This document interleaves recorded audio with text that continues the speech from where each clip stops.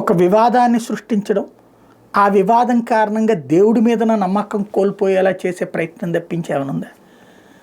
వెంకటేశ్వర స్వామికి వాడేటటువంటి నెయ్యిలో కల్తీ, అది కూడా పంది కొవ్వు లేకపోతే గనక మరొక కొవ్వు కలుపుతారు అన్నటువంటిది నమ్మించగలిగారు కొంతమందిని. కానీ అలా కలిపి అంత పాపం జరుగుతుంది అని నమ్ముతున్నామా అంటే, నమ్మే విధంగా హిందువులని అంటే ఎవరి వేళ్లతో వాళ్ళ కళ్ళే పొడిపించేటటువంటి పరిస్థితి.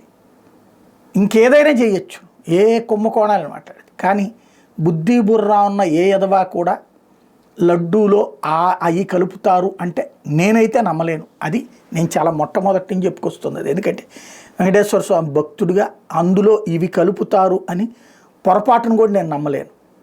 ఇక దాంట్లో ఆ టెండర్లలో వాళ్ళు వీళ్ళ దగ్గర కొన్నారు, వీళ్ళు వాళ్ళ దగ్గర కొన్నారు, ఇట్లాంటి వాటికి దాంట్లో తీసుకొచ్చేటటువంటి దాని చుట్టూతోనే కథ నడుపుతున్నారు. కానీ అసలు విషయం మనకి ప్రజల భక్తుల మనోభావాలు గాయపరిచినటువంటి అంశం అయినటువంటిది పంది కొవ్వులు లేకపోతే ఆవు కొవ్వులు అనేటటువంటి దాన్ని జనం మెదళ్లలోకి చొప్పించేసి అది ఉంది అన్నటువంటి విధంగానే ఇంకా తీసుకెళ్తున్నాడు. సరే, భగవంతుడు చూసుకుంటాడు మంచి చెడు అన్నటువంటిదే నేను ఇంకా నమ్ముతున్నాను. అది పక్కన పెడితే ఇప్పటికీ కూడా ఎందుకు ఆలోచించట్లేదు తిరుమల తిరుపతి దేవస్థానం?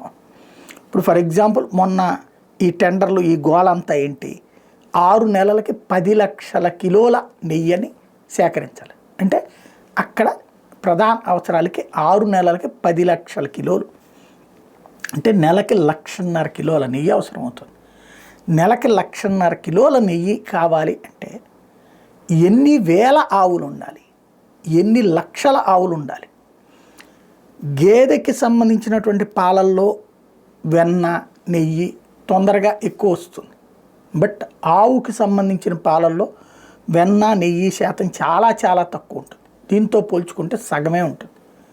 అంటే అప్పుడు ఈ 1.5 టన్నుల ఇది 1.5 కిలోల నెయ్యికి ఏడాదికి అదే ఒక నెలకి ఎంత కావాల్సి వస్తుందో గేదెల నుంచి దానికి డబుల్ దాదాపుగా ఆవుల దగ్గర నుంచి సేకరించాల్సి వస్తుంది పాలు. అంటే అన్ని ఆవులు ఎక్కడైనా ఉన్నాయా, ఒకే చోటనా?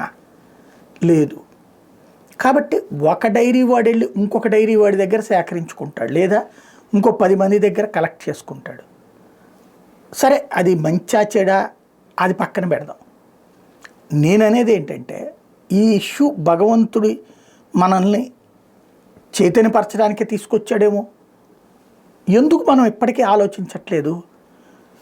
తిరుమల తిరుపతి దేవస్థానమే రాష్ట్రంలో ఉన్నటువంటి అన్ని ఆలయాల దగ్గర ఒక్కొక్క ఆలయం దగ్గర ఒక 10,000 ఆవుల్ని పెంచడము, లేదా తిరుమలలోనే తిరుపతిలోనే ఒక కనీసం ఒక 50,000 ఆవులు, ఒక 50,000 ఆవులు చొప్పున ఒక 4-5 సెంటర్లను పెట్టడం, వాటిట్లలో అక్కడ ఉన్నటువంటి స్థానిక ప్రజలకి ఉపాధి కల్పించడం, అక్కడ వచ్చినటువంటి పాలని టీటీడీనే తీసుకోవడం, ఇంకా ఎక్కువ గోవుల్ని పెంచితే ఇంకా ఎక్కువ నెయ్యి వస్తే మనకి రాష్ట్రంలో ఉన్న ఇతర దేవాలయాలు అన్నిటికీ కావాలి కదా. ఇప్పుడు ఒక్క తిరుమలకే 1.5 కిలోల నెయ్యి, ఆవు నెయ్యి నెలకు కావాల్సి వస్తుందంటే మిగతా ఆలయాలన్నీ కలిపితే ఇంకో 1.5 కిలోలు అవసరం అవుతుంది కదా, కనీసం 2 లక్షల కిలోలు అవసరం అవుతుంది కదా, ఎక్కువలో ఎక్కువ 3 లక్షలు వేసుకోవచ్చు కదా.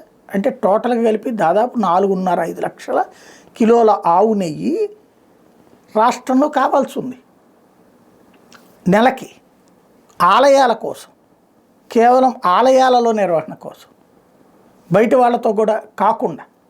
మరి ఇంత నెయ్యికి ఎన్ని ఆవులు కావాలి? అన్ని ఆవుల్ని మనం ఎందుకు ఎవడెవడి దగ్గరనో కొనుక్కోవాలి? ఎందుకు మనం స్వయం సిద్ధంగా చేసుకోలేము? ఇంత పల్లె ప్రాంతం ఉండి దాదాపుగా 65% వ్యవసాయం మీద ఆధారపడ్డటువంటి ఈ రాష్ట్రంలో అవసరమైతే ఇంటింటికి తలా 4 ఆవులు ఇచ్చి ఆ తిరుమల తిరుపతి దేవస్థానం అందులో సగం సబ్సిడీ పెట్టుకుని సగం ఆ పబ్లిక్ని పెట్టుకోమని వాళ్ళ దగ్గర ఉన్నటువంటి ఆ పాలని నెయ్యిని తీసుకెళ్ళి టీటీడీ కలెక్ట్ చేసుకుంటే ఈ డైరీల తరహాలు ఎంతమందికి ఉపాధి, ఎంతమందికి ఉద్యోగం, ఇదే ఎంతమందికి దేవుడికి అంటే ఏ ఒక్కళ్ళు తప్పు చేయరు నాకు తెలిసి, ఏ ఒక్క పబ్లిక్ తప్పు చేయరు, ఏ ఒక్క భక్తుడు తప్పు చేయడు. కాబట్టి ఇప్పటికైనా దృష్టి సారించాల్సి ఉంది.